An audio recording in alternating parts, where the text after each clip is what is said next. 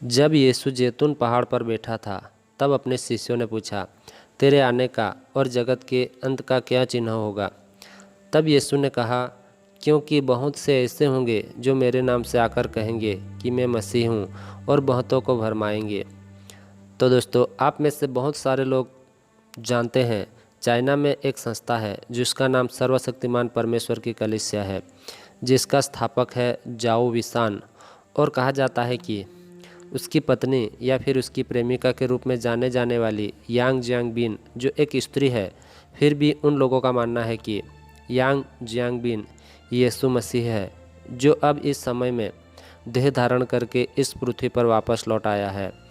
अब के आखिरी समय में लोगों को पापों से छुड़ाने के लिए और मसीह की शिक्षा में स्थिर करने के लिए ये सब उनकी शिक्षाएं हैं। क्योंकि उनका मानना है कि यीशु ने इस पृथ्वी पर रहकर जब अपने चेलों को शिक्षा दी, और यही शिक्षा बाइबल में भी लिखी गई है, और आज हम वो बाइबल पढ़ रहे हैं, फिर भी आज मनुष्य पापों से निकल नहीं पा रहे हैं। इसीलिए यीशु आज स्त्री का रूप धारण करके देह स्वरूप में वापस आकर पापों से छुटकारा पाने की शिक्षा दे रहा है। ये उनका मानना है, और ये उनकी शिक्षा है जो बिल्कुल गलत है। और उनकी सबसे बड़ी गलती है जो वो लोग कर रहे हैं, जिनसे ये कलीसिया अपने आप को झूठी साबित कर रही है। ये मैं आपको इस वीडियो में आगे जाकर बताऊंगा। लेकिन पहले मैं आपको बता दूं, इस चर्च की स्थापना 1991 को जाओ विसान ने की थी, जिसका जन्म 1951 में हेलोंग जियांग शहर में हुआ था, और उसकी पत्नी यांग जियांगबिन जिनका जन्म 1973 में हुआ था। पहले ये दोनों अलग अलग थे, लेकिन उनकी मुलाकात 1990 में जब घर घर की कलीसिया चल रही थी तब हुई थी। तब जाओ विसान घर कलीसिया का लीडर था, लेकिन 1991 में उसको एक जो कलीसिया का लीडर बनाया गया और उसका नाम सर्वशक्तिमान परमेश्वर की कलीसिया रखा गया। जब इस कलीसिया की स्थापना हुई थी तब सिर्फ इस कलीसिया में 1000 ही मेंबर थे। इस कलीसिया में धीरे धीरे करके मेंबर्स बढ़ने लगे, लेकिन ये कलीसिया परमेश्वर के वचनों को तोड़ मरोड़ कर पेश कर रहे थे और लोगों को गुमराह करते थे और लोगों को फंसा लेते थे। एक बार वो लोग जिससे भी मिलते थे तो उससे कैसे भी करके अपने चर्च के मेंबर बना ही लेते थे, चाहे डरा धमका कर या फिर मार पीट कर। 2-3 सालों में उन्होंने ऐसा करके अपनी कलीसिया में बहुत सारे मेंबर्स ऐड कर लिए थे। लेकिन तब चाइना सरकार को मालूम हुआ कि ये संस्था में लोगों को जबरन उनके पास लाया जाता है और उन्हें मेंबर्स बनाया जाता है। तब उनके ऊपर सरकार की ओर से दबाव बढ़ने लगा और 1995 में चीनी सरकार ने उन्हें फ्रॉड करार दिया और साथ में आतंकवादी भी घोषित कर दिया था, क्योंकि एक बार उन्होंने एक स्त्री को मार डाला था, क्योंकि जब उस स्त्री ने उनके मेंबर बनने से इनकार कर दिया था तब।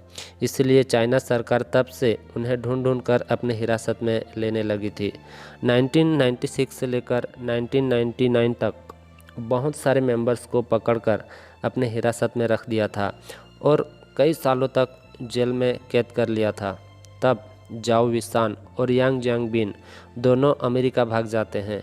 वहाँ पर 1 साल रहने के बाद उन्हें वहाँ की नागरिकता मिल जाती है, और अब तक वो लोग वहाँ से अपनी कलीसिया को अभी भी चला रहे हैं।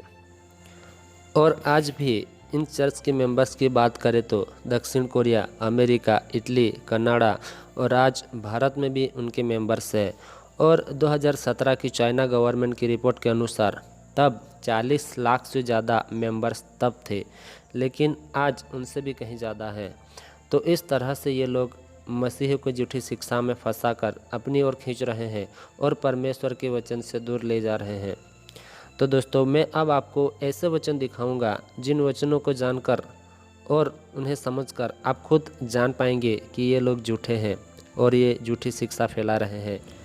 तो दोस्तों, ये लोग कहते हैं कि यांग जियांगबिन जो यीशु के रूप में अवतरित होकर आज हमारे बीच में है, ये बात उनके अपने आप को झूठी साबित करती है, क्योंकि यीशु ने खुद कहा था, आखिरी के दिनों में बहुत सारे आएंगे जो अपने आप को मसीह कहलाएंगे। तो हमें देखना है मसीह जब आएंगे तब खुद वायदा किया यूहन्ना 14:3 के अनुसार कि मैं जगह तैयार करने जाता हूँ और वापस तुम्हें लेने आऊँगा, और जहाँ मैं रहूँगा वहाँ तुम भी रहेंगे। तो दोस्तों, यीशु अब की बार जब आएंगे तो जैसे हमने थिस्सलुनीकियों में पढ़ा वैसे बादलों पर आने वाला है। हवा में हम उनको मिलेंगे और वहाँ से ही यीशु हमें स्वर्ग ले जाएगा। प्रभु यीशु का ये गुप्त आगमन होगा जो अचानक ही होने वाला है। तो दोस्तों, जैसे हमने पढ़ा और देखा, इसी रीति से परमेश्वर पृथ्वी पर नहीं आएगा लेकिन बादलों पर ही रहेगा, और उनको मिलने के लिए बादलों पर पहले जो मुर्दा है वो स्वर्गीय शरीर प्राप्त करके, और बाकी हम जो जीवित रहेंगे वो स्वर्गीय शरीर धारण करके उठा लिए जाएंगे। तो इसी आगमन में यीशु पृथ्वी पर नहीं आएगा। तो इन्हीं बातों और वचनों के अनुसार जो स्त्री अपने आप को यीशु बताती है वो 100% गलत है, और अपने आप को वो लोग खुद एक्सपोज कर देते हैं कि हम गलत है। तो अब आपको एक सवाल होगा कि यीशु पृथ्वी पर कब आएगा? तो जवाब है, जब पहले कलीसिया गुप्त आगमन में यीशु के साथ उठा ली जाएगी, तब से 7 साल तक यीशु और कलीसिया स्वर्ग में रहेंगे, और बाद में जकरिया अध्याय 14 वचन 4 के अनुसार, और उस समय वह जलपाई के पर्वत पर पांव धरेगा जो पूरब और यरूशलेम के सामने है। तब जलपाई का पर्वत पूरब से पश्चिम तक बीचों बीच फटकर बहुत बड़ा खड्डा हो जाएगा। तब आधा पर्वत उत्तर की ओर और आधा पर्वत दक्षिण की ओर हट जाएगा। तब यीशु पृथ्वी पर आएगा। तब तक यीशु पृथ्वी पर देह स्वरूप धारण करके नहीं आएगा।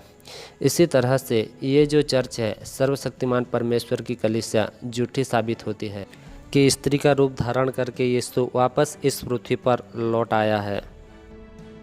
तो दोस्तों, ये वीडियो आपको अच्छी और सच्ची लगी है तो और भी हमारे जैसे मसीही भाई बहनों को ज़रूर शेयर करें ताकि वो लोग भी सच्चाई को जान सके। प्रभु आपको आशीष दे। आमीन।